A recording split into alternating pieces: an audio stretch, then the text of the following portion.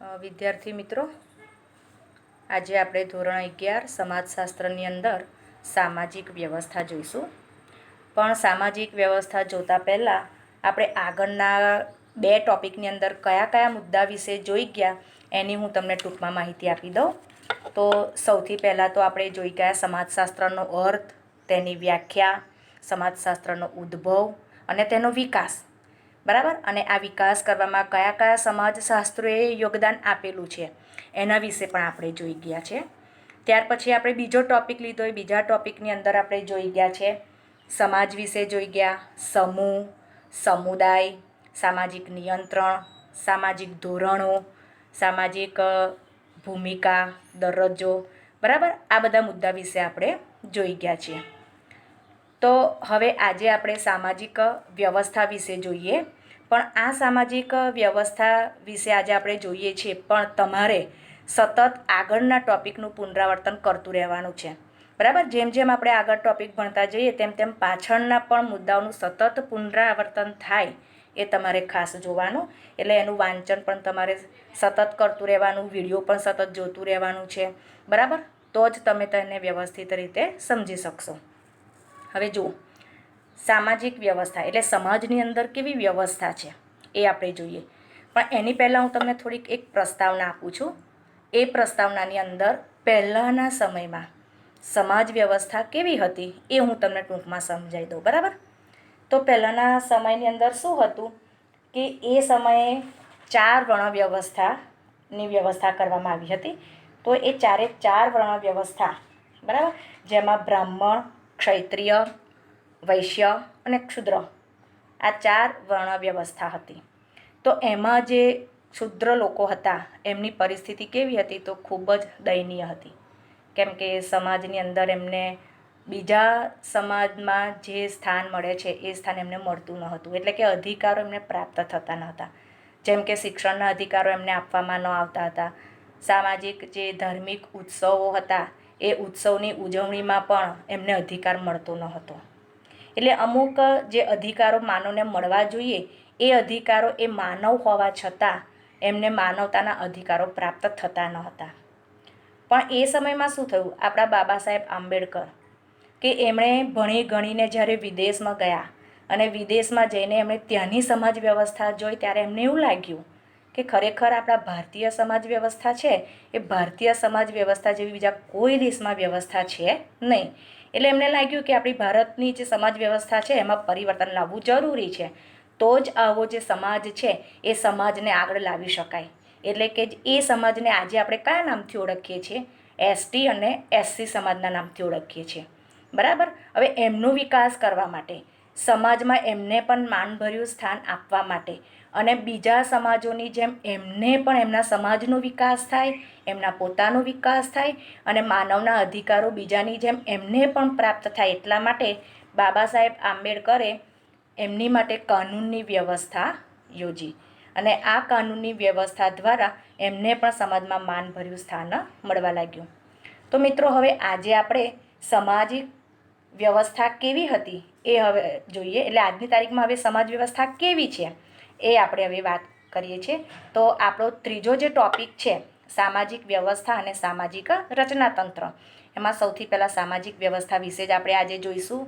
બરાબર. એનો અર્થ અને એની વ્યાખ્યા જોઈશું.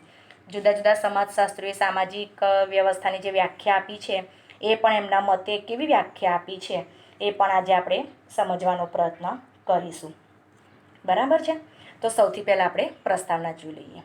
તો પ્રસ્તાવનાની અંદર શું છે કે અગાઉના એકમમાં આપણે જે સમાજશાસ્ત્રની કેટલીક વિભાવનાઓની સમજૂતી મેળવી.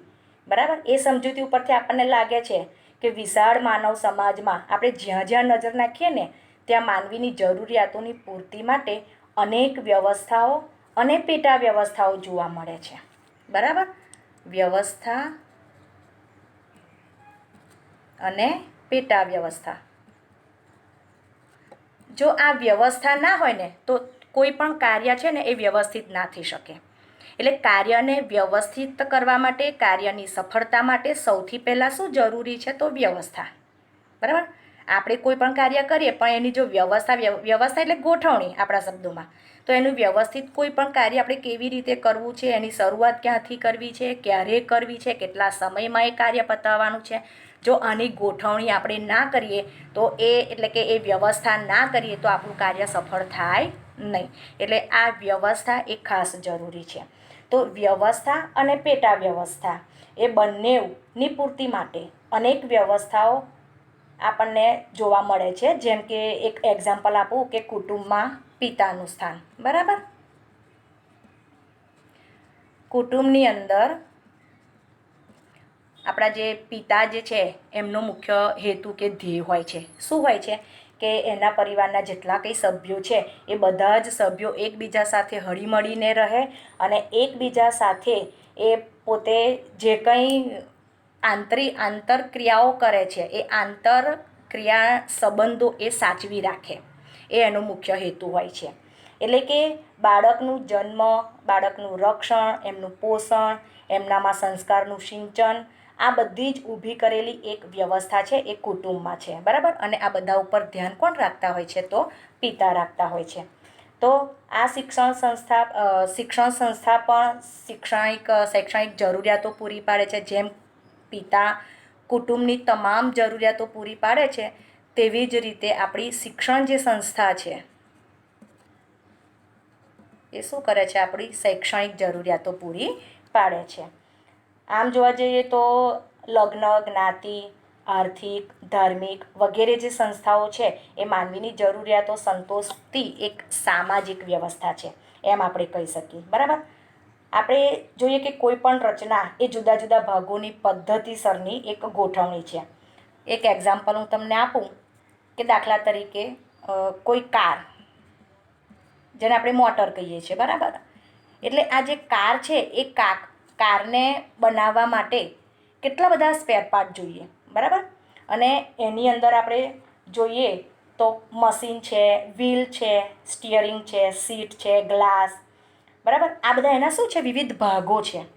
અને આ વિવિધ ભાગોથી એક રચના થાય છે. કઈ રચના થાય છે? તો કારની. એટલે આ રીતે પણ આપણે કહી શકીએ સામાજિક વ્યવસ્થાને. આ તો મેં તમને એક્ઝામ્પલ આપ્યું છે કારનું. બરાબર, એટલે કે વિવિધ ભાગોનું જોડાણ.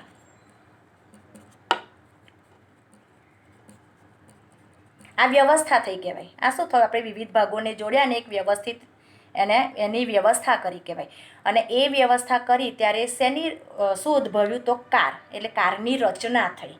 બરાબર છે, એટલે કે વિવિધ ભાગોના જોડાણથી બનેલી આ કાર. આમ કોઈ પણ ભૌતિક વસ્તુ હોય જેમ કે મકાન, પંખો, ટેબલ, ખુરશી વગેરે એ વિવિધ ભાગોના જોડાણથી જ બનેલી એક રચના છે. બરાબર, તેવી જ રીતે આપણે જોઈએ તો શાળા છે, આચાર્ય, શિક્ષકો, વિદ્યાર્થીઓ, ક્લાર્ક, પટાવાળા વગેરે પણ સામાજિક સ્થાનોના જોડાણથી રચાય છે. એટલે આપણે કહી શકીએ છીએ કે સામાજિક સ્થાનનું જોડાણ ની જે રચના થઈ છે તે. આપણે આગળ જોયું તેમ કે કુટુંબમાં પણ પતિ પત્ની કે માતા પિતા કે ભાઈ બહેન એ વગેરે વચ્ચેનો જે સામાજિક સ્થાનોના જોડાણથી જે બનેલી સામાજિક રચના છે ને, એવી જ રીતે કોલેજ છે, બેંક છે, ક્રિકેટ ટીમ છે, જ્ઞાતિ, ગ્રામ વગેરે પણ કેવી રચનાઓ છે? તો સામાજિક રચનાઓ છે. આ બધા ઉદાહરણો આપણે ખાસ ધ્યાનમાં રાખીશું જેથી સામાજિક વ્યવસ્થાને અને રચનાને વ્યવસ્થિત સમજી શકાય. બરાબર છે. આગળ હજુ હું તમને વધારે વાત કરું તો આપણી જે સામાજિક વ્યવસ્થા છે એ સામાજિક વ્યવસ્થા અને રચના એ બંને ખ્યાલો કેવા છે? તો એકબીજા સાથે ઘટ રીતે સંકળાયેલા છે. બરાબર, એટલે સામાજિક વ્યવસ્થા અને સામાજિક રચના આ બંનેને એકબીજાથી જુદા ના, એટલે બંને એકબીજા સાથે ઘટ રીતે સંકળાયેલા છે. બરાબર, સામાજિક વ્યવસ્થા વિના સામાજિક કાર્ય સંભવિત બનતું નથી અને સામાજિક કાર્ય વિના સામાજિક રચના પણ સંભવિત થઈ શકતી નથી. ટૂંકમાં આપણે એટલું યાદ રાખીશું કે સામાજિક વ્યવસ્થા અને સામાજિક રચના બંને એકબીજાના પૂરક છે.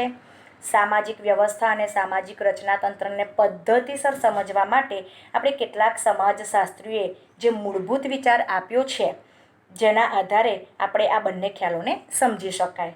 બરાબર છે. તો સૌથી પહેલાં હવે આપણે એની પારિભાષિક વ્યાખ્યા શું થઈ શકે એના વિશે આપણે જોઈ શકીએ, જે કે સમાજશાસ્ત્રીઓ આપેલી છે.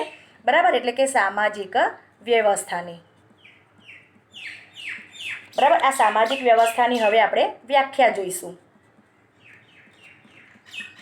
તો જુઓ, સામાજિક વ્યવસ્થા અને સામાજિક રચનાતંત્રને સમજવા માટે સમાજશાસ્ત્રીઓ એટલે કે હર્બર્ટ સ્પેન્સરે એ શું કહ્યું છે?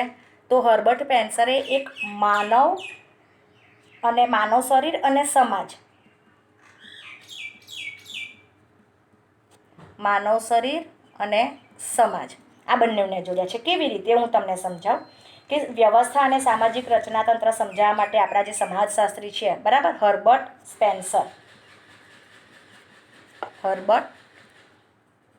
સ્પેન્સર એમના મત મુજબ કે સમાજ અને શરીરની તુલના કરી છે. કેમ કે બ્રેનિસ્લો મેલિનોવાસ્કોએ એ માનવ જરૂરિયાત આધારિત રચનાતંત્રની વિગતે રજૂઆત કરી છે. એટલે કે ટાલકોટ પાર્સસના એ માનવ ક્રિયા વ્યવસ્થાને 4 પેટા વ્યવસ્થાના સંદર્ભમાં એમણે જે સમજાવી છે તે સૌ પ્રથમ સામાજિક વ્યવસ્થા વિશેની સમજ આપણે મેળવીએ કે સામાજિક વ્યવસ્થાની વ્યાખ્યા દ્વારા આપણે તેને સમજી શકીએ. જેમ એક માનવ શરીર જુદા જુદા અંગો એટલે કે જુદા જુદા ભાગો પરસ્પર કાર્યાત્મક સંબંધોથી જોડાઈને એક વ્યવસ્થા બને છે ને, તેમજ સામાજિક વ્યવસ્થા પણ કાર્યાત્મક સંબંધોથી જોડાય છે અને 2 કે તેથી વધુ એકમોની બનેલી આ એક વ્યવસ્થા છે. કોના મત મુજબ? તો હર્બર્ટ સ્પેન્સરના મત મુજબ. હવે આગળ આપણે ટાલકોટના મત મુજબ હું તમને કહું તો ટાલકોટ આપણા જે સમાજશાસ્ત્રી છે એમણે શું કહ્યું છે? તો કહે છે કે સામાજિક વ્યવસ્થાની એ વ્યાખ્યા એવી આપે છે કે સામાજિક વ્યવસ્થા એકબીજા સાથે કાર્યાત્મક સંબંધોમાં રહેલા ભાગો દ્વારા બનેલી છે. એટલે એ વ્યવસ્થા કેવી છે? તો કે જટિલ સંકુલ છે. બરાબર. ત્રીજા આપણા એક સમાજશાસ્ત્રી છે સોરોકિન. હવે આ સોરોકિનના મત મુજબ સામાજિક વ્યવસ્થા એટલે શું? તો સોરોકિન એમ કહે છે કે સામાજિક વ્યવસ્થા એક સંગઠિત જૂથ છે. જો એમણે શું કહ્યું છે? સંગઠિત જૂથ કહ્યું છે. કેવું જૂથ છે? તો કહે છે સંગઠિત. હવે તેમના જે સભ્યો, હકો, ફરજ, સામાજિક સ્થાન, કાર્ય અને ભૂમિકા એ પરસ્પરના વર્તન અને જૂથ બહારના જે વિશાળ સમાજના સભ્યો સાથેનું જે વર્તન છે તે સ્થાપિત કરતા એ સામાજિક ધોરણોનો એક સંકુલ છે, માટે એને સંગઠિત જૂથ કહ્યું છે. બરાબર. કુટુંબમાં પિતાનો કોઈ ઉદ્દેશ હોય, એમનો જે ધ્યેય હોય એ પરિવારના બધા જ સભ્યોને એકબીજા સાથેનો સંબંધ ટકાવી રાખવાનો હોય છે. તેમ એની સાથે સાથે ભાઈ બહેન હોય કે માતા પિતા હોય એ બધા એકબીજાની સાથેની જે આંતરક્રિયાત્મક જે સંબંધો જે છે એ પણ ટકાવી રાખે છે. બરાબર. ટૂંકમાં કે દરેક વ્યક્તિનું સ્થાન નક્કી જ હોય છે, તેમનું કાર્ય પણ નક્કી હોય છે, તો જ સમાજમાં વ્યવસ્થા ટકી શકે. Thank you.